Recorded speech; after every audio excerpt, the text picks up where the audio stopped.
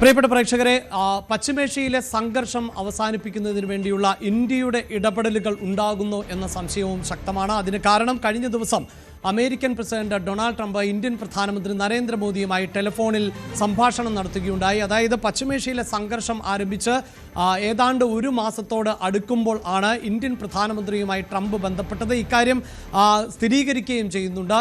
നരേന്ദ്രമോദി തന്നെ അദ്ദേഹത്തിൻ്റെ സോഷ്യൽ മീഡിയയിലൂടെ ഇക്കാര്യം സ്ഥിരീകരിച്ചു. പ്രത്യേകിച്ച് പശ്ചിമേഷ്യയിലെ സംഘർഷ സാധ്യതകൾ ഇല്ലാതെ ആക്കുന്നതിന് വേണ്ടിയുള്ള എല്ലാ സഹകരണവും ഇന്ത്യയുടെ ഭാഗത്ത് നിന്ന് ഉണ്ടാകും എന്നാണ് അദ്ദേഹം പറഞ്ഞു വെച്ചത്. ഒപ്പം ഹോർമൂസ് കടലിടുക്ക് തുറക്കേണ്ടതിൻ്റെ ആവശ്യകതയെക്കുറിച്ചും സംസാരിച്ചുവെന്നും അദ്ദേഹം വ്യക്തമാക്കുകയുണ്ടായി.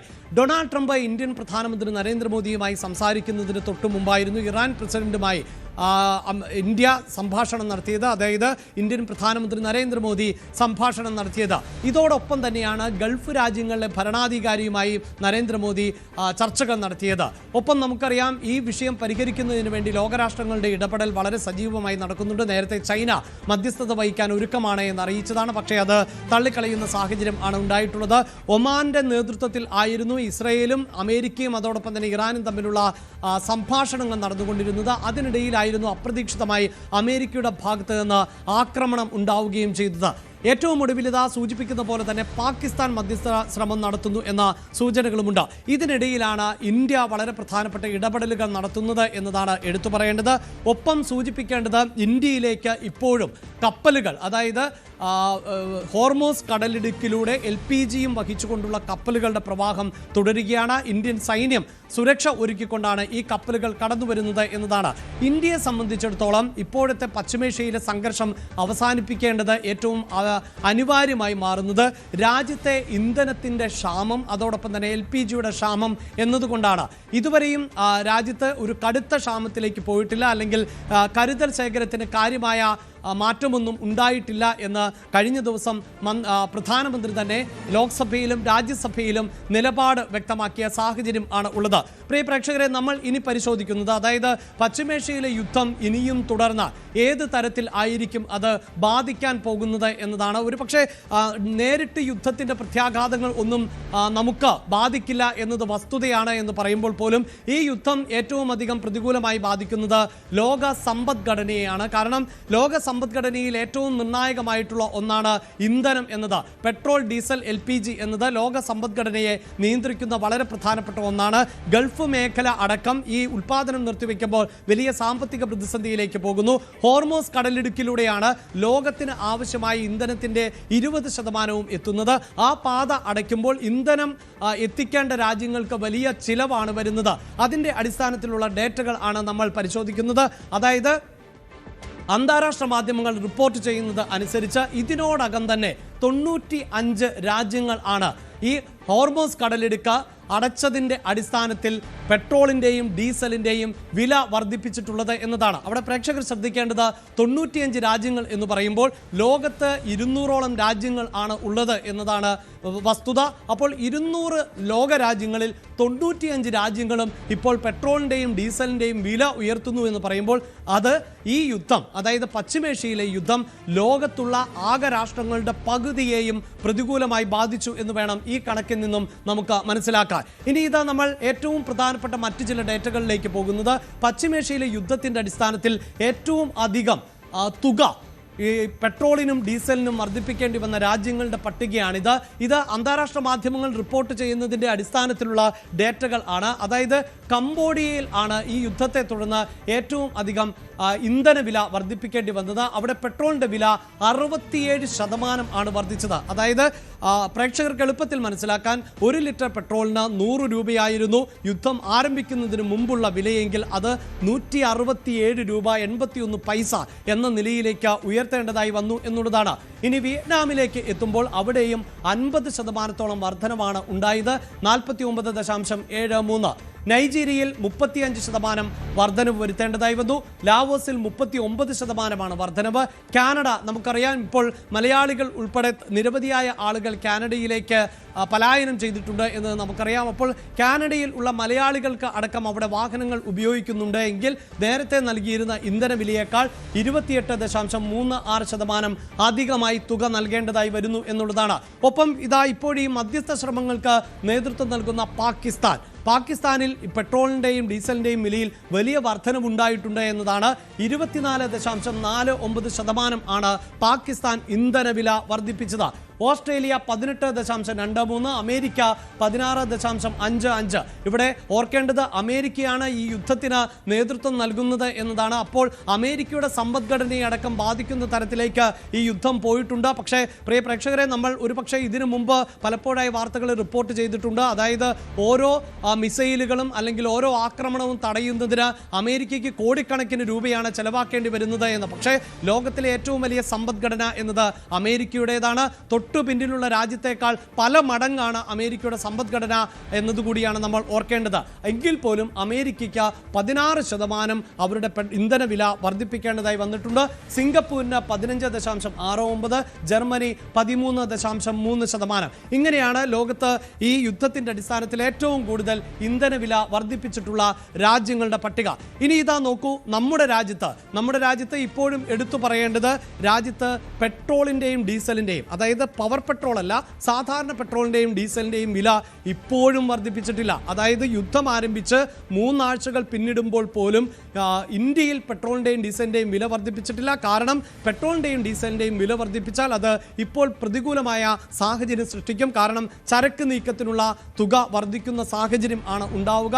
ചരക്ക് നീക്കത്തിന് ചെലവേറിയാൽ സ്വാഭാവികമായും ഉൽപ്പന്നങ്ങൾക്ക് വില കൂടും. ഉൽപ്പന്നങ്ങൾക്ക് വില കൂടുന്ന സാഹചര്യത്തോടൊപ്പം തന്നെ ഈ പ്രതിസന്ധി സൃഷ്ടിച്ചിട്ടുള്ളത് പല ആളുകൾക്കും തൊഴിലടക്കം നഷ്ടമാകുന്ന, പല തൊഴിൽ മേഖലകളും ഏതാണ്ട് പ്രതിസന്ധി നേരിട്ടുകൊണ്ടിരിക്കുന്ന. ഇപ്പോൾ കേരളത്തിലേക്ക് വന്നാൽ ഹോട്ടൽ മേഖല പ്രതിസന്ധിയാണ്. ഉത്തരേന്ത്യൻ സംസ്ഥാനങ്ങളിൽ പലതും രാസവള നിർമ്മാണ യൂണിറ്റുകളൊക്കെ ഉണ്ട്. അവിടെയൊക്കെ ഈ ഇന്ധനം ആണ് ഉപയോഗിക്കുന്നത്. അപ്പോൾ അവിടെയുള്ള മേഖലകളിലൊക്കെ ഉൽപ്പാദനം കുറഞ്ഞ പശ്ചാത്തലമുണ്ട്. അപ്പോൾ ജനങ്ങളുടെ കയ്യിൽ പണം കുറവുള്ള സമയത്ത് ഉൽപ്പന്നങ്ങൾക്ക് വില കൂടുന്നത് വലിയ പ്രതിസന്ധി സൃഷ്ടിക്കും. അതുകൊണ്ട് തന്നെയാണ് രാജ്യം ഇപ്പോഴും കരുതലോടെ മുന്നോട്ട് പോകുന്നത്. നിലവിൽ ഇന്ത്യയുടെ കരുതൽ ശേഖരവും അതുമായി ബന്ധപ്പെട്ട ഡേറ്റകളും പരിശോധിക്കുമ്പോൾ ഇന്ത്യയിൽ ഒരു ദിവസം 55 ലക്ഷം ബാരൽ ആണ് ഈ ഇന്ധനത്തിന്റെ ഉപയോഗം എന്നതാണ് എടുത്തു പറയേണ്ടത്. ഇവിടെ പ്രേക്ഷകരെ ഒന്ന് ഓർമ്മിപ്പിക്കേണ്ടത്, ഒരു ബാരലിന്, അതായത് അമേരിക്കൻ ഡോളർ അനുസരിച്ച് ഒരു ബാരൽ എണ്ണയുടെ വില, ഇന്ധനത്തിന്റെ വില എന്നത് നേരത്തെ $60 ആയിരുന്നു എന്നതാണ്. ആ $60 നിന്ന് $110 ഈ യുദ്ധത്തിന്റെ അടിസ്ഥാനത്തിൽ ക്രൂഡ് ഓയിലിന്റെ വില ഉയർന്നിരുന്നു. അങ്ങനെ ഉയർന്നിരുന്ന വില ഇപ്പോൾ അല്പം താഴ്ന്നിട്ടുണ്ട്, $100 താഴേക്ക് എത്തിയിട്ടുണ്ട്. അപ്പോൾ പോലും ഒരു ബാരലിന് എണ്ണയ്ക്ക് ഏതാണ്ട് $40 വ്യത്യാസമാണുള്ളത്. അങ്ങനെ നിൽക്കുമ്പോഴാണ് ഇന്ത്യയിൽ ഡീസലിന്റെയും പെട്രോളിന്റെയും വില വർദ്ധിപ്പിച്ചിട്ടില്ല എന്നത് പ്രേക്ഷകർ ഓർക്കേണ്ടത്. പ്രതിദിനം 55 ലക്ഷം ബാരൽ ആണ് ഇന്ത്യയിൽ ഉപയോഗമായി വരുന്നത്. അപ്പോൾ പ്രേക്ഷകരൊന്ന് ആലോചിച്ച് നോക്കുക, ഓരോ ദിവസവും ഈ $40 ഒരു ബാരലിന് വ്യത്യാസം വന്നാൽ 55 ലക്ഷം ഇൻറ്റു എന്ന നിലയിലേക്ക്, ഗുണം എന്ന നിലയിലേക്കാണ് നമ്മൾ ആ അധിക തുകയെ കണക്കാക്കേണ്ടത്. അപ്പോൾ അത്രയും വലിയ ബാധ്യതയാണ് രാജ്യത്ത് എണ്ണ കമ്പനികൾക്ക് വന്നുകൊണ്ടിരിക്കുന്നത് എന്നതാണ്. വാർഷിക ഉപയോഗം പരിശോധിക്കൂ, 233.3 മില്യൺ മെട്രിക് ടൺ ആണ് ഇന്ത്യയുടെ ഉപയോഗം എന്നതാണ് എടുത്തു പറയേണ്ടത്. ഇങ്ങനെ വലിയ ഉപയോഗം ഉള്ള ഒരു രാജ്യം, അതായത് രാജ്യത്തിൻ്റെ ഈ പെട്രോളിയം ഉൽപ്പന്നങ്ങളുടെ ഉപഭോഗത്തിന് വേണ്ടി ഇറക്കുമതി ചെയ്യുകയാണ്. ഏതാണ്ട് 60% ഇന്ധനം ഇറക്കുമതി ചെയ്യുന്ന ഇന്ത്യയിൽ ഇപ്പോഴും പെട്രോളിന്റെയും ഡീസലിന്റെയും വില വർദ്ധിപ്പിക്കാതെയാണ് കേന്ദ്ര സർക്കാർ മുന്നോട്ട് പോകുന്നത്. നിലവിൽ കേന്ദ്ര സർക്കാർ പറയുന്നത് നമ്മുടെ രാജ്യത്ത് 53 ലക്ഷം മെട്രിക് ടൺ കരുതൽ ശേഖരം ഉണ്ട് എന്നതാണ്. അതായത് രാജ്യത്ത് ഒരു വർഷം ഉപയോഗിക്കുന്ന ഇന്ധനത്തിൻ്റെ റേറ്റ് നേരത്തെ സൂചിപ്പിച്ചു, 233.3 മില്യൺ മെട്രിക് ടൺ ആണ് എങ്കിൽ നമ്മുടെ നിലവിലെ കരുതൽ ശേഖരം എന്നത് 53 ലക്ഷം മെട്രിക് ടൺ ആണ് എന്നതാണ്.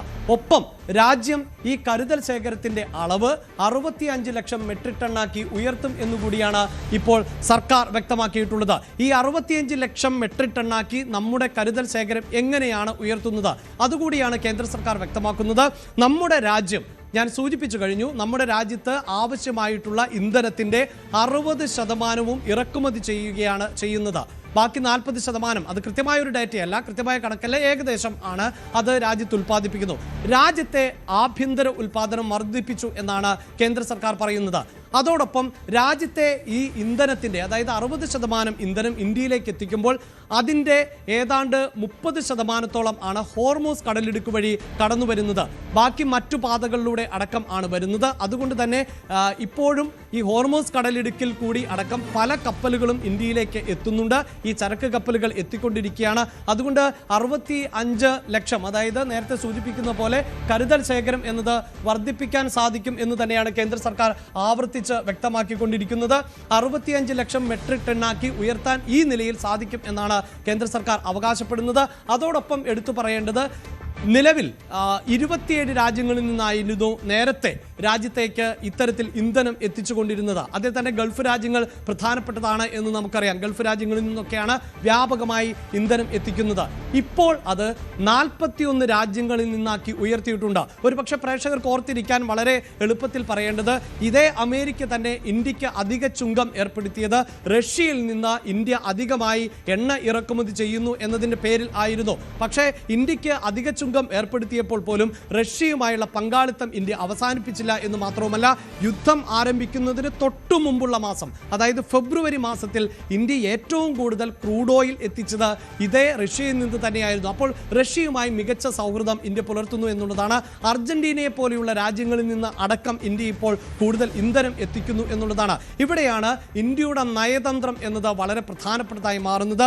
ലോകരാജ്യങ്ങളുമായി ഇന്ത്യ പുലർത്തുന്ന മികച്ച സൗഹൃദത്തെ കൂടി പ്രയോജനപ്പെടുത്തിക്കൊണ്ട് ഇന്ത്യ ഇപ്പോൾ കൂടുതൽ രാജ്യങ്ങളിൽ നിന്ന് ഇന്ധനം ഇറക്കുമതി ചെയ്തുകൊണ്ട് വില പിടിച്ചു നിർത്താൻ ശ്രമിക്കുന്നു എന്നാണ് കേന്ദ്ര സർക്കാർ അവകാശപ്പെടുന്നത്. അതേസമയം ഹോർമൂസ് കടലിടുക്കിലൂടെ ഉള്ള നിയന്ത്രണം, അതാണ് നേരത്തെ സൂചിപ്പിച്ചത്. ഒരു കപ്പൽ കടന്നു വരുന്നതിന് ഹോർമൂസ് എന്ന ഈ അന്താരാഷ്ട്ര കപ്പൽ പാതയിലൂടെ, അതാണ് ലോകത്തിലെ ഏറ്റവും പ്രധാനപ്പെട്ട എണ്ണപ്പാത, ആ പാതയിലൂടെ ഒരു കപ്പൽ കടന്നു വരണമെങ്കിൽ 18 കോടി രൂപ ഇറാന് നൽകണം എന്ന് ഇറാൻ ആവശ്യപ്പെട്ടു എന്നാണ് ഇറാനിലെ മാധ്യമങ്ങളടക്കം റിപ്പോർട്ട് ചെയ്യുന്നത്. ഇറാന്റെ ഏതെങ്കിലും ഔദ്യോഗിക പദവിയിൽ ഇരിക്കുന്ന ആൾ ഇത് സ്ഥിരീകരിച്ചിട്ടില്ല എങ്കിൽ പോലും ഇറാനിലൂടെ കടന്നു വരുന്ന കപ്പലുകൾക്ക് 18 കോടി രൂപ വീതം ഒരു കപ്പലിന് ചുങ്കം നൽകണം എന്നാവശ്യപ്പെട്ടു എന്നുള്ളതാണ് ഇന്ത്യൻ കേന്ദ്ര സർക്കാർ ഇത് നിഷേധിക്കുകയാണ്. അതായത് ഇതുവരെയും ഇന്ത്യയിലേക്ക് കടന്നു വന്നിട്ടുള്ള ഒരു കപ്പലിനും ഇറാന് ചുങ്കം നൽകിയിട്ടില്ല, 18 കോടി രൂപ നൽകിയിട്ടില്ല എന്നും അത് നൽകില്ല എന്നുകൂടിയാണ് കേന്ദ്ര സർക്കാർ പറയുന്നത്. കാരണം അതൊരു അന്താരാഷ്ട്ര ജലപാതയാണ്.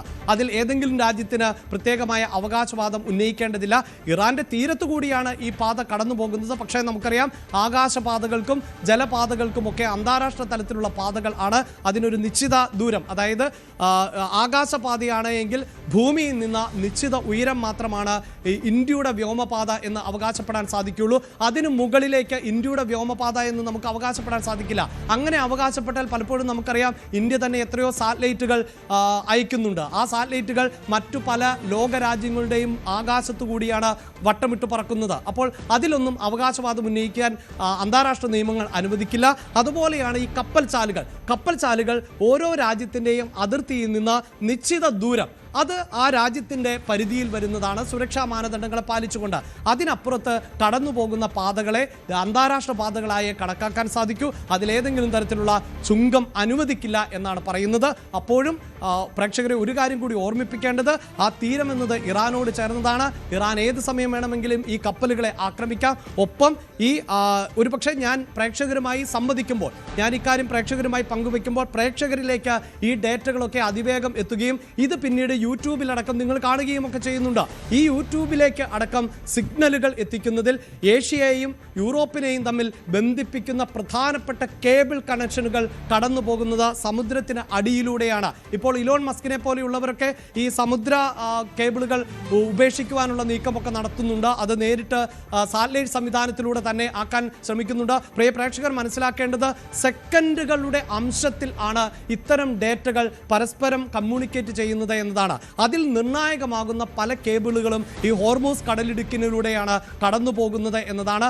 അത് നശിക്കപ്പെട്ടാൽ പോലും, അതിനെ ഇറാൻ നശിപ്പിച്ചാൽ പോലും അത് ലോകതലത്തിൽ വലിയ തോതിലുള്ള പ്രത്യാഘാതങ്ങൾ ആണ് സൃഷ്ടിക്കുക. അതുകൊണ്ടാണ് ഹോർമൂസ് കടലിടുക്കിന് ലോകരാജ്യങ്ങൾ കൂടുതൽ പ്രാധാന്യം നൽകുന്നത്, ഇന്ത്യയും പ്രാധാന്യം നൽകുന്നത്. ഈ യുദ്ധം അവസാനിപ്പിക്കുന്നതിന് വേണ്ടി ഇന്ത്യയുടെ ഇടപെടൽ ഇപ്പോൾ ഉണ്ടാവുകയും ചെയ്യുന്നത്. കൂടുതൽ വാർത്തകൾക്ക് news 18 Keralam YouTube channel subscribe ചെയ്യുക.